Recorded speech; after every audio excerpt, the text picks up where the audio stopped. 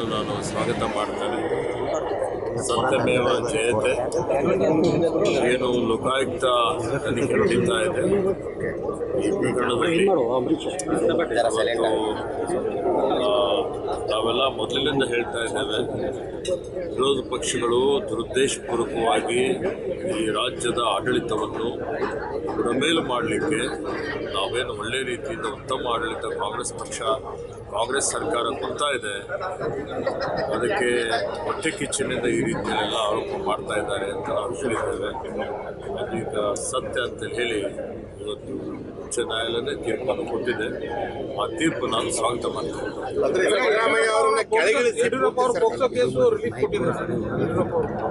ಅವರಿಗೆ ನಿರೀಕ್ಷಣಾ ಜಾಮೀನು ಕೊಟ್ಟಿದ್ದಾರೆ, ಕೇಸ್ ರದ್ದಾಗಿಲ್ಲ.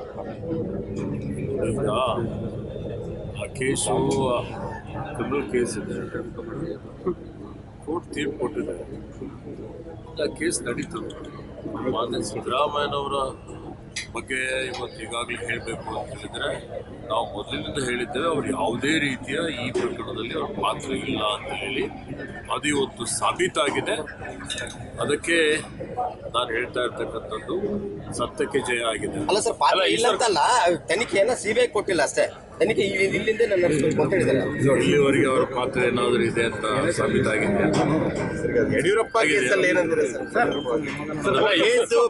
ಒಂದ್ ನಿಮಿಷ ಪ್ರಕರಣ ರದ್ದು ಬಗ್ಗೆ ಮಾಹಿತಿ ಇಲ್ಲ. ರದ್ದು ಕೋರಿದ್ರು, ಬಟ್ ನಿರೀಕ್ಷಣಾ ಜಾಮೀನು ಮಾತ್ರ ಕೊಟ್ಟಿರೋದು, ರದ್ದು ಮಾಡಿಲ್ಲ ಕೇಸ್.